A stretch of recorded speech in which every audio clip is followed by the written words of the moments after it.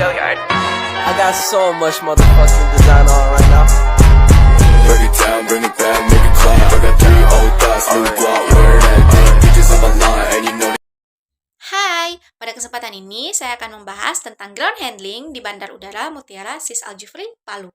Nah, sebelum kita masuk ke pembahasan, yuk kita simak apa sih ground handling itu?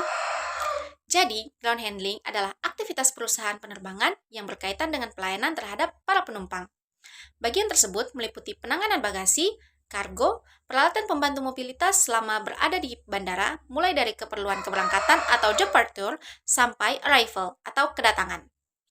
Istilah lain dari ground handling adalah tata operasi darat dan ada juga yang menyebutnya dengan sebutan ground service yang disediakan oleh perusahaan pihak ketiga untuk menangani segala keperluan penumpang. Meskipun tidak ikut mengudara, staf ground handling mempunyai peranan yang sangat penting loh. Tanpa adanya mereka, maka maskapai akan kewalahan untuk menangani penumpang yang jumlahnya cukup banyak. Nah, belum lagi setiap penumpang mempunyai kebutuhan yang berbeda-beda. Nah, untuk pembahasan yang lebih lanjut, yuk kita bahas sama-sama. Nah, ground handling sendiri memiliki 4 tujuan utama. Yang pertama, flight safety atau keselamatan penumpang. Yang kedua, on-time performance atau ketepatan waktu. Yang ketiga, customer satisfaction atau kepuasan penumpang. Dan yang keempat, reliability. Nah, selanjutnya kita akan bahas tugas dan tanggung jawab ground handling pesawat. Ground handling mempunyai tugas yang sangat penting, mulai dari memenuhi kebutuhan penumpang untuk membantu, mulai dari proses check-in sampai dengan boarding. Selain itu, ada juga pekerjaan teknis untuk membersihkan pesawat dan mengisi keperluan bahan bakar. Nah, berikut adalah penjelasan lebih lanjut mengenai tugas dan tanggung jawab ground handling yang sudah saya sebutkan sebelumnya. Yang pertama, menangani penumpang atau handling passengers. Melayani penumpang adalah salah satu tugas utama dari ground handling. Mereka dilatih untuk mempunyai etika dan sikap yang baik terhadap penumpang, menyapa penumpang dengan ramah, dan segera bertindak cekatan ketika penumpang membutuhkan bantuan. Yang kedua, membersihkan pesawat dan mengisi bahan bakar. Selain melayani penumpang, ada juga ground handling teknis yang mengurusi bagian pengisian bahan bakar dan juga membersihkan pesawat. Bagian ini mungkin tidak berkaitan langsung dengan penumpang, tetapi pekerjaan tersebut tetaplah harus dilakukan dengan baik. Yang ketiga, AFSEC atau Aviation Security.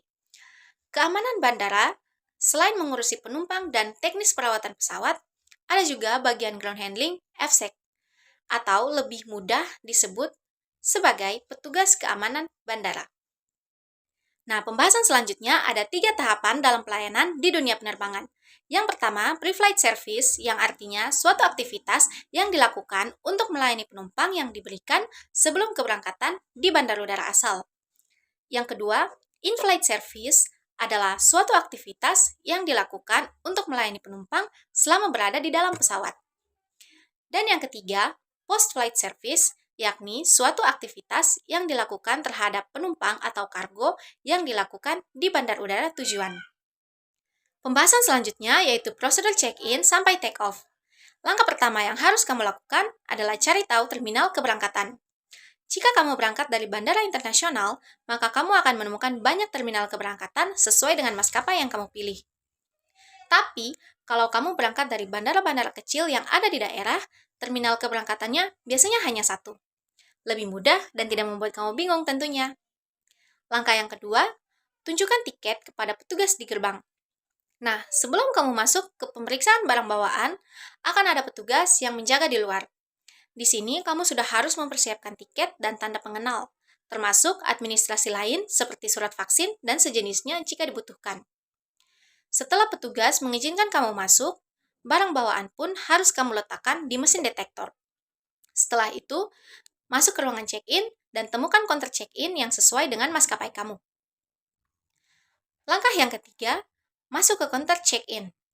Setelah menemukan counter check-in, kamu harus mengecek terlebih dahulu jam keberangkatannya. Apakah counter tersebut membuka jadwal check-in untuk jam keberangkatan maskapai kamu atau tidak? Jika sudah yakin, maka silakan mengantri dengan penumpang lainnya. Langkah yang keempat, tunjukkan identitas, paspor, dan timbang barang. Tata cara check-in pesawat yang selanjutnya adalah dengan menunjukkan semua berkas yang kamu bawa ke petugas check-in, mulai dari tanda pengenal, tiket, dan berkas lainnya sesuai dengan kebutuhan. Setelah itu, masukkan barang ke bagasi, petugas check-in akan menimbang barang, memberi label, dan memberikan ke kamu boarding pass. Langkah yang kelima, ambil boarding pass dan masuk ke ruang tunggu. Setelah kamu mendapatkan boarding pass, maka segeralah masuk ke ruang tunggu. Beberapa maskapai tidak memberi kamu boarding pass cetak jika sebelumnya kamu telah melakukan check-in online. Masuk ke ruang tunggu dan silakan simak setiap panggilan keberangkatan untuk masing-masing pesawat. Langkah yang keenam, jika sudah ada panggilan boarding, silakan naik ke pesawat melalui gate yang tertera di boarding pass. Nah, dari pembahasan tadi, saya mengambil kesimpulan bahwa penerapan ground handling di Bandar Udara Mutiara Sis Al Jufri sudah memenuhi syarat dan sudah memberikan kepuasan terhadap customer. Jumlah dan spesifikasi fasilitas atau peralatan serta sarana kerja ground handling yang dibutuhkan sudah cukup memadai. Terutama untuk jam kerja sebanyak 8 jam dan 1 shift dalam sehari. Rasio jumlah sumber daya manusia ground handling dengan jumlah pesawat udara yang dilayani oleh perusahaan adalah 13 orang yang bertugas menangani satu pesawat udara. Petugas ground handling selaku FOO, FSEC, GSA Operator, Dangerous Good, serta Aircraft Mechanic and Replacement telah memiliki lisensi yang masih berlaku. Selama ini, permasalahan yang harus dihadapi ground handling adalah kerusakan atau kehilangan bagasi.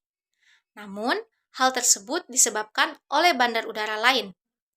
Selebihnya, belum ada catatan perihal insiden yang terjadi saat pelayanan ground handling di Bandar Udara Mutiara Sis Al Jufri, Palu.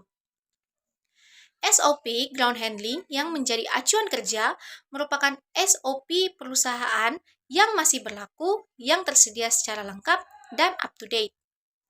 Kondisi layout bandar udara saat ini sudah memberikan kemudahan dalam pergerakan dan penempatan peralatan ground handling yang dioperasikan.